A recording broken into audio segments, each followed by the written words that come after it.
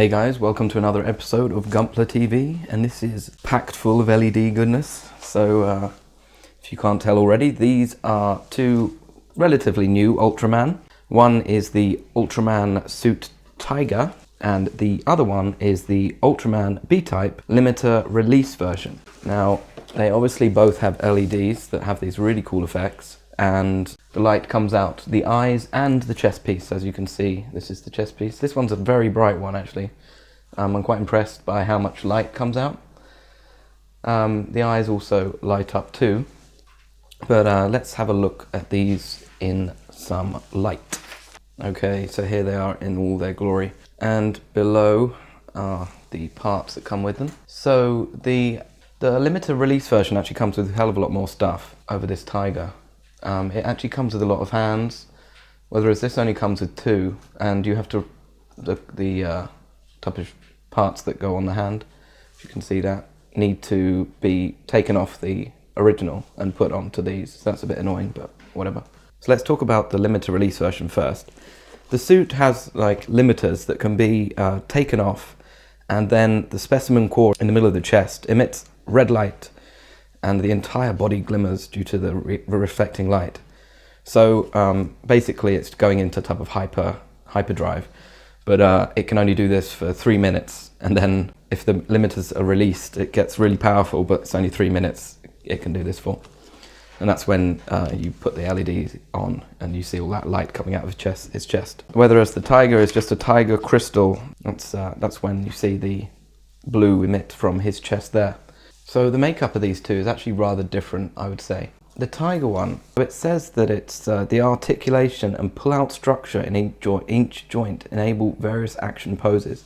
And if you look on the box here, you can see that the chest pieces and the shoulder pieces move around. But now the thing is that I found about this is that it makes it like seem rather flimsy. Can you see, like, yeah, it has flexibility there and up here too. But what it does is it makes it feel like the whole thing's sort of falling apart as the arm just falls off. Yeah, so let's go for the articulation of this one first. So the head can go nearly 360. The shoulder pads can go up and down, and as you know, moves around with the arm. Now this part here is quite loose. It's just a peg going into the arm. It allows you to rotate it 360, obviously, but it's hyper loose, I gotta say, which means that on both sides, you know, you're gonna have times where they fall off when you're trying to pose. The joints in the arm just allow for, you know, basic up and down movement, and the hand can do 360. Obviously you have got the other outreached hands, but I put these ones on first. Now, as I showed you, he does have quite a lot of flexibility here to move around. I'm going to just let that come off because it's annoying me. So yeah, it doesn't allow too much movement around the sides, and the other one, but I think it's enough to enable you to do various poses. Quite honestly, it's frustrating having these come off all the time. I don't know what they were thinking making these pegs so small, because it really is a downside of this. Like, they just fall off constantly. There's nothing you can really do about it, and I can't glue them because that would limit the you know, the maneuverability. What you could do, I guess, is put some glue on this peg to make it more snug, but I'm not going to do that right now. The legs have this system like that, so you end up being able to actually see quite a lot inside if you did go full way, but it does allow you to do many different poses. And the knee joint, a type of double joint here, so allows you to go all the way back, and the feet, just a slight range of motion there. A little bit on the flimsy side, I would say. So yeah, even just putting him on the stand, the arms just kept falling off. It took me about a minute to get him just there. That's the problem, is that even gravity is just making the hands fall off. They're that loose. So on the other side of things, we have this limited release version of the B-Type Ultraman, and I can say that he is way more sturdy, which is great. The arms are totally different, and it's just a better build in my opinion. You don't have that flexibility around the waist, but I type of like it. I like sturdiness rather than thinking that parts are going to constantly, you know, fall off. The arms are nice and sturdy too. The hands are just with a peg with a slight rounded edge. So these arm pieces on the back of the arms can be taken off and swapped with the effect parts, which I'll show in a bit. The legs are the same joints, and so are the knees and all that. I think it's another double joint here, yes it is. And the feet are similar as well. As you know, I'm just seeing it, there are some stickers on both of these. Around the head here, they're quite small, but not too difficult to put on. Nothing on the back, just these arm parts here. With the Tiger, you have the chest pieces that need stickers, and the arms as well. The most area is just the legs, all of those black marks, all those black marks are stickers, and the silver bits too. I'm going to put this guy down now because he is really annoying me. Arm just comes off all the time, so you can lie there dead. There's stickers here as well on that part on the sides. So as I showed you before, to activate the LEDs on this guy, you pull his back piece off, just like you've seen before in some of the reviews we've done, and you hit that there. And because your fingers probably won't be able to get into that little tiny space, they give you a peg, so you bang that in there and it's fine. With the Tiger, it's a little bit different. You actually have to take him apart. You've got to pull the whole, I'm not going to do it now, but you've got to pull this whole chest bit off. And you can see inside, there's the white bit, is that is the LED unit. So a little bit different. Yeah, this guy is a little bit more annoying, especially as he's so flimsy anyway. You don't really want to start taking him apart because bits fall off and all that type of stuff. So this one is definitely easier to activate, and just in general, much more fun to pose, which is a good thing, I guess, because they do give you more things to do with it. So if we just angle that down there, you can see the plethora of stuff that you get with it. Both of them come with a small amount of these different type of stickers. I haven't put any on yet, but so let's just start and change things up a bit. Here is the first effect type. It is called the Spectrum Ray effect part, and it looks pretty dandy. I like it very much. Would be nice with some lighting. If you put some lighting on your stand underneath, that would really add to this effect. The thing is that the effect, as similar one, is actually included with the Tiger, but I just can't see this being able, like the arms being able to support this. This guy's fine, it's very sturdy, so I like that. Okay, and that was very easy to assemble, by the way. It was just taking that off and, you know, replacing the arm bit like this. So very easy, very simple. Another effect part would be the Spectrum blade parts. I think that's right. So these are just like, these are for when he's in close combat and you can jam that into his opponent. Or rather the driver can jam it into the opponent. That's quite nice. And moving on, let's keep that one on because I don't like it. So the hands that would have this next effect part have little holes in them.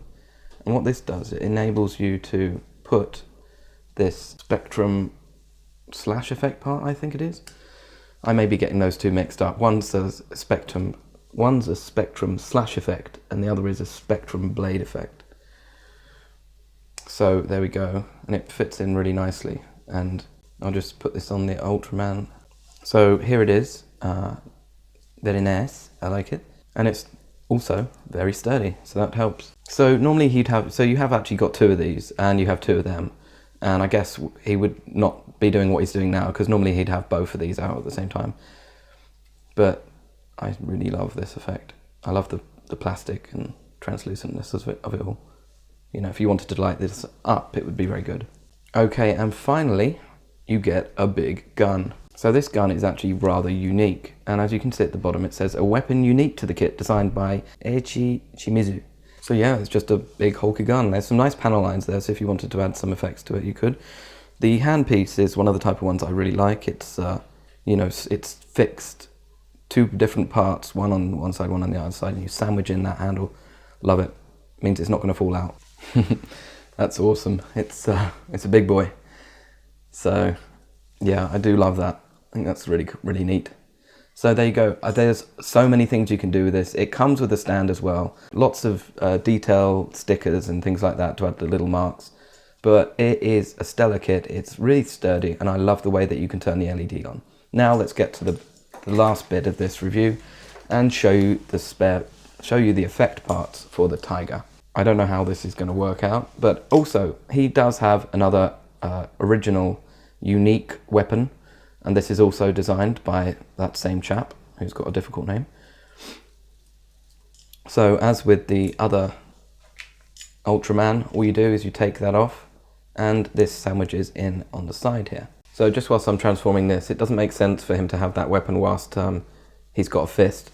So actually this is one of those annoying things with this one, is that you only get 2 covers for the hands, so you'd have to swap this metallic bit over. Oh, and this has made me think of something else that is both that both of these kits have, and that is a lot of undergating. It's because of these metallic parts. If you cut through them, then it just shows the normal plastic underneath without any of that metallic effect, and thus looks a bit odd. Like the numbucks are insane, so that's why they do that. So here we go, there's this and that. So it's type of like a lance. The Ultraman stretches his arm out like this and, you know, impales people. Now the thing is, this I've put it on the right arm because it's a bit more sturdy than the left one. It can hold it, like that one just won't even hold. It can hold it. And so if you get lucky and have a kit that's not so flimsy, then yeah, it doesn't affect it. The other part is this. So just to say, this is this Zephirion spear. Hope I'm not mauling that. Zephirion, I think.